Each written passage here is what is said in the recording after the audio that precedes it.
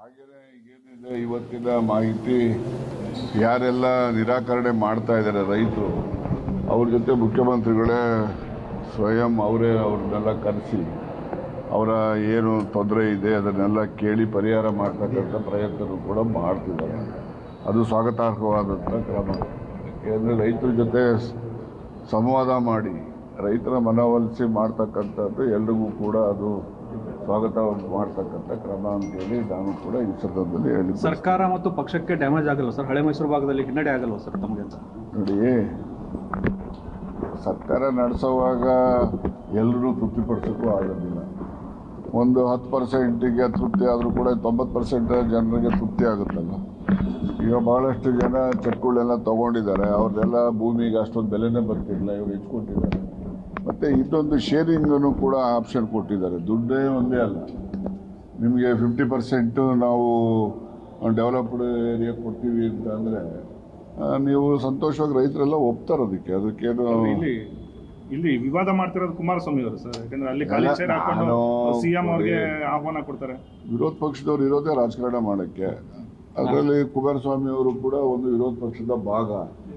ಅದರಿಂದ ಸರಿ ತಪ್ಪು ಅಂತ ಹೇಳಿ ನಾವು ಆಡಳಿತ ಪಕ್ಷದವ್ರು ಹೇಳೋಕ್ಕಾಗ್ತದೆ? ವಿರೋಧ ಪಕ್ಷದವ್ರು ಅವ್ರ ಕೆಲಸ ಅವ್ರು ಮಾಡ್ತಾರೆ, ನಾವು ಆಡಳಿತ ಪಕ್ಷದವ್ರು ನಮ್ಮ ಕೆಲಸ ನಾವು ಮಾಡ್ತೇವೆ. ಅಪ್ಪ, ಈಗ ಚರ್ಚೆಗೆ ಹೋದ್ರೆ ಇವ್ರ ಕಡೆನೂ ಜನ ಬರ್ತಾರೆ, ಅವ್ರ ಕಡೆನೂ ಜನ ಬರ್ತಾರೆ. ಅಲ್ಲಿ ಲಾ ಆ್ಯಂಡ್ ಆರ್ಡರ್ ಜನಗಳಿಗೆ ಇದು ತೊಂದರೆ ಆದರೆ ಯಾರಿಗ್ರಿ? ಅವ್ರ ಕಡೆಯವ್ರಿಗನ ಆಗಲಿ ಇವ್ರ ಕಡೆಯವ್ರಿಗನ ಆಗಲಿ ನಮ್ಮ ಜನಗಳಿಗೆ ತಾನೇ ತೊಂದರೆ ಆಗೋದು. ಆ ಥರದ್ದು ಪರಿಸ್ಥಿತಿ ಸೃಷ್ಟಿ ಮಾಡ್ತಕ್ಕಂಥ ಪ್ರಯತ್ನ ಮಾಡಬಾರ್ದು. ಬೇಕಾದರೆ ಮಾಧ್ಯಮದವ್ರ ಮುಂದೆ ಒಂದು ಎಲ್ಲರೂ ವಿಧಾನಸೌಧದಲ್ಲಿ, ಯಾವುದೇ ವಿಧಾನಸೌಧ ಆಗಲಿ ವಿಕಾಸಸೌಧ ಆಗಲಿ, ಒಂದು ಯಾವುದಾದ್ರು ಕಾನ್ಫರೆನ್ಸ್ ಹಾಲಲ್ಲಿ ಮಾಧ್ಯಮದವ್ರ ಮುಂದೆ ಚರ್ಚೆ ಮಾಡಲಿ. ನೀವು ಮಾಧ್ಯಮದವ್ರ ಮುಂದೆ ಚರ್ಚೆ ಮಾಡಿದ್ದು ಜನರಿಗೆ ಮುಟ್ಟೋದಿಲ್ವಾ? ಅದೇ ಜನರ ಮುಂದೆನೇ ನಾವು ಶೋ ಮಾಡೋಕೆ ಹೋಗಿ ಅಲ್ಲೇನೋ ಅಹಿತಕರ ಘಟನೆ ಆದರೆ ಯಾರು ಜವಾಬ್ದಾರಿ? ಅದಕ್ಕೆ ಅದು ಯಾರು ಪ್ರತಿಷ್ಠೆ ಮಾಡ್ಕೋಬಾರ್ದು. ಯಾವಾಗಲೂ ಕೂಡ ಜನಹಿತ ನಾವು ನೋಡಿಕೊಂಡು ಕೆಲಸ ಮಾಡಬೇಕೇ ಹೊರತು ನಮ್ಮ ವೈಯಕ್ತಿಕ ಪ್ರತಿಷ್ಠೆಗಳಿಂದ ಜನರಿಗೆ ಅನಾನುಕೂಲ ಆಗಬಾರ್ದು ಅಂತಕ್ಕಂಥದ್ದು ನನ್ನ ನಿಲುವು.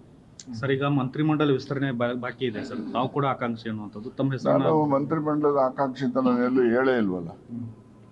ನಾನು ಮಂತ್ರಿಮಂಡಲದ ಆಕಾಂಕ್ಷಿ ಅಂತಕ್ಕಂಥ ಮಾತನ್ನು ನಾನು ಎಲ್ಲೂ ಹೇಳಿಲ್ಲ, ಹಿಂದೆನೂ ಹೇಳಿಲ್ಲ, ಇವತ್ತು ಕೊಟ್ಟರು ಬೇಕಾಗಿಲ್ಲ ನನಗೆ.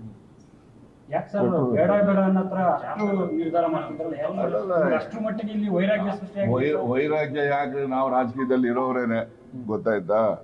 ರಾಜಕೀಯ ಬಿಟ್ಟೇನು ಮಾಡೋದಿಲ್ಲ. ಆದರೂ ಕೂಡ ಏನು ಮಂತ್ರಿ ಕೆಲಸ ನಾನು 2 ವರ್ಷ ಮಾಡಿದ್ದೀನಿ, ಪ್ರಾಮಾಣಿಕವಾಗಿ ಮಾಡಿದ್ದೀನಿ, ದಕ್ಷತೆಯಿಂದ ಮಾಡಿದ್ದೀನಿ, ಜನಪರವಾಗಿ ಮಾಡಿದ್ದೀನಿ, ಗೊತ್ತಾಯ್ತಾ? ಅದರಿಂದ ನನಗೇನು ಸಾಕು. ಎಷ್ಟು ಸರಿ ಮಂತ್ರಿ ಆದರೂ ಮಾಜಿ ಮಂತ್ರಿ ಏನೋ ಹೆಸರೇನು ಹೋಗಲ್ವಲ್ಲ. ತ್ಯಾಗನೂ ಇಲ್ಲ ರೀ. ತ್ಯಾಗ ಮಾಡೋಕ್ಕೆ ಏನೋ ಮುಖ್ಯಮಂತ್ರಿ ಆಸ್ತಿನ? ಜನ ಕೊಡೋ ಅಧಿಕಾರ ಅದು. ಶಾಸಕ ಆಗೋದು ಜನ ಕೊಡೋ ಅಧಿಕಾರ. ಆ ಜನ ಕೊಡೋ ಅಧಿಕಾರದಿಂದ ಶಾಸಕ ಆದ್ರಿಂದ ಮಂತ್ರಿ ಆಗ್ತಕ್ಕಂಥದ್ದು ಆಗ್ಲಿ. ಬೇರೆಯವ್ರಿಗೂ ಅವಕಾಶ ಕೊಡ್ಲಿ, ಬೇರೆಯವ್ರನ್ನು ಮಂತ್ರಿ ಮಾಡ್ಲಿ. ನನಗೂ ಕೂಡ ಎಷ್ಟು ಸರಿ ಮಂತ್ರಿ ಆದ್ರೂ ಮಾಜಿ ಮಂತ್ರಿನ ತಾನೆ. ಸರ್, ಸಿಎಂ ಆದ್ಮೇಲೆ ಡಿ ಕೆ ಶಿವಕುಮಾರ್ ಅವ್ರನ್ನ ನೀವು ಒಂದು ಬಾರಿನೂ ಕೂಡ ಯಾಕೆ ಭೇಟಿ ಮಾಡಿಲ್ಲ ರೀ? ಅನುದಾನಕ್ಕಾಗಿ ಏನಾದ್ರು ಭೇಟಿ ಮಾಡಿ? ಅನುದಾನ ಅಗತ್ಯದ ಬಂದ ಭೇಟಿ ಮಾಡ್ತೀನಿ, ಪತ್ರ ಕಳಿಸ್ತೀನಿ, ಮಾಡ್ತೀನಿ, ಮಾಡಿದ್ದಾರೆ ಎಲ್ಲ. ಸಿದ್ದರಾಮಯ್ಯವ್ರನ್ನ ಕಡೆಗಣಿಸಲಾಗ್ತಿದೆ ಅನ್ನೋದು ಕೂಡ. ಯಾಕಂದ್ರೆ ಒಂದು ಮುಖ್ಯಮಂತ್ರಿಗಳನ್ನ ಮಾತಾಡಿದ್ರು, ಸಿದ್ದರಾಮಯ್ಯ ಅವಧಿಯಲ್ಲಿ ಅದು ಕ್ರಿಸ್ಟಿಗೇಟ್ಗಳು ಯಾವುದು ನಾನು ನೋಡಿಲ್ಲಪ್ಪ, ಅದು ಹಾಕಿದಾರೆ ಇಲ್ಲ ಅಂತ ಹೇಳಿ. ಈಗ ಸರ್ಕಾರದ ಕಾರ್ಯಕ್ರಮ ಇದ್ದ ಮೇಲೆ ಸರ್ಕಾರದ ಒಂದು ಪ್ರೋಟೋಕಾಲ್ ಇರ್ತದೆ. ಆ ಪ್ರೋಟೋಕಾಲ್ ಅನ್ವಯ ಮಾಡಿರ್ತಾರೆ. ಒಂದು ಪಕ್ಷ ಮಾಡಿಲ್ಲ ಅಂತ ಹೇಳಿದ್ರೆ ಅದು ಲೋಪ ಆಗಿದ್ರೆ ಸಂಬಂಧಪಟ್ಟವ್ರ ಮೇಲೆ ಕ್ರಮ ತಗೋತಾರೆ. ಖರ್ಗೆ ಅವ್ರದ್ದು ಹಾಕಿದ್ದಾರೆ. ನೆರಳಿಂದ ಇಷ್ಟು ಬೇಗ ಹೊರಬರೋದಕ್ಕೆ ಕೆಲವರು ಪ್ರಯತ್ನ ಮಾಡ್ತಿದ್ದಾರೆ. ನೋಡಿ, ಬೇರೆಯವ್ರ ಪ್ರಶ್ನೆ ನನಗೆ ಗೊತ್ತಿಲ್ಲ. ನನ್ನ ಪ್ರಶ್ನೆ ನಾನೇ ಹೇಳ್ತೀನಿ. ನಾನು ಯಾರ ನೆರಳಲ್ಲೂ ಕೂಡ ಹೊರಗಡೆ ಬರೋವಂಥದ್ದಾಗಲಿ ಇನ್ನೊಂದು ನೆರಳಿಗೆ ಸೇರ್ಕೊಳ್ಳೋವಂಥದ್ದಾಗಲಿ ಅದೆಲ್ಲ ಪ್ರಯತ್ನ ನನ್ನ ಹತ್ರ ಏನಿಲ್ಲ. ನಾವು ಎಲ್ಲಿರ್ತೀನೋ ಅಲ್ಲೇ. ಪಾರ್ಟಿ ಏನು ಬರ್ತದೆ ನೋಡ್ರಿ, Siddaramaiah is a mass leader, ಗೊತ್ತಾಯ್ತಾ? ಅವರನ್ನು ಸೈಡ್ಲೈನ್ ಮಾಡೋವಂಥದ್ದಾಗಲಿ ಅಥವಾ ಅವರನ್ನು ದೂರ ಇಟ್ಟು ಪಕ್ಷ ಸಂಘಟನೆ ಮಾಡ್ತೀವಿ ಅಂತ ಯಾರಾದರೂ ಹೋದರೆ ಅದು ಒಂದು ದೊಡ್ಡ ಬ್ಲೆಂಡರ್. ಅದು ಅವರನ್ನು ವಿಶ್ವಾಸಕ್ಕೆ ತಗೊಂಡು ಹೋದ್ರೇ ನಾವು 2028ಕ್ಕೆ ಮತ್ತೆ ನಾವು ಅಧಿಕಾರಕ್ಕೆ ಬರ್ತಕ್ಕಂಥ ಎಲ್ಲ ಅವಕಾಶಗಳು ಇದ್ದಾವೆ. ಜನ ಹೇಳ್ಕೋಬೋದು ಬೇರೆ ಬೇರೆಯವರು ಬೆಂಗಳೂರು ಸಿಟಿನಲ್ಲಿ ಹಂಗಾಗೋಗಿದೆ ಹಿಂಗಾಗೋಗಿದೆ ಹಾಗಾಗ್ತದೆ ಹೀಗಾಗ್ತದೆ ಅಂತೇಳಿ ಏನೂ ಆಗಲ್ಲ. ಈಗೆಲ್ಲ ಕಾರ್ಪೊರೇಷನ್ ಎಲೆಕ್ಷನ್ ಬರ್ತದಲ್ಲ, ನೋಡಿರೋ ನೋಡಿ. ಸಿದ್ದರಾಮಯ್ಯವ್ರನ್ನ ನೇಪಥ್ಯಕ್ಕೆ ಸೇರ್ಸಕ್ ಆಗಲ್ಲ, ಅವ್ರು ಮಾಸ್ ಲೀಡರ್. ಆಗೋದಿಲ್ಲ. ನೋಡಿ, ಯಾರೆಲ್ಲ ಜನ ಇದ್ದಾರೆ, ಜನ ಯಾರಿಂದ ಇದ್ದಾರೆ ಅವರನ್ನ ಯಾವತ್ತೂ ಕೂಡ, ಈಗ ಹಿಂದೆ ಕಿಸ್ಸಾ ಕುರ್ಸಿ ಕೇಸಲ್ಲಿ ಇಂದಿರಾ ಗಾಂಧಿ ಅವ್ರನ್ನ ಜೈಲ್ಗೆ ಹಾಕ್ಬಿಟ್ರಪ್ಪ. ಜೈಲ್ಗೆ ಹಾಕ್ತಿದ್ದಾಗೆ 79 ಪಾರ್ಲಿಮೆಂಟ್ ಎಲೆಕ್ಷನ್ ಬಂತು, ತಿರುಗಿ ಎಲ್ಲ ಅಧಿಕಾರಕ್ಕೆ ಬಂದೇ ಬಿಟ್ರು. ಜೈಲ್ಗೆ ಹಾಕಿದ್ದು ಯಾವಾಗ? 1978 ನವೆಂಬರ್ ತಿಂಗಳಲ್ಲಿ ಹಾಕಿದ್ರು. ನವೆಂಬರಲ್ಲಿ ಹಾಕಿದ್ರು. 79ಗೆ ಅಧಿಕಾರಕ್ಕೆ ಮತ್ತೆ ಬಂದು ಪ್ರೈಮ್ ಮಿನಿಸ್ಟರ್ ಆಗೋದು.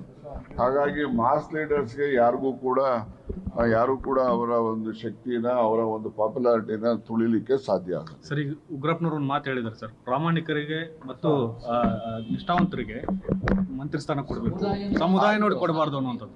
ಆಯ್ತು, ಅವ್ರು ಹೇಳಿದ್ದಾರೆ. ಅವರ ಅನಿಸಿಕೆಗೆ ನಾನು ಅದ್ರ ಬಗ್ಗೆ ನಂದೇನು ಪ್ರತಿಕ್ರಿಯೆ ಇಲ್ಲ. Okay sir.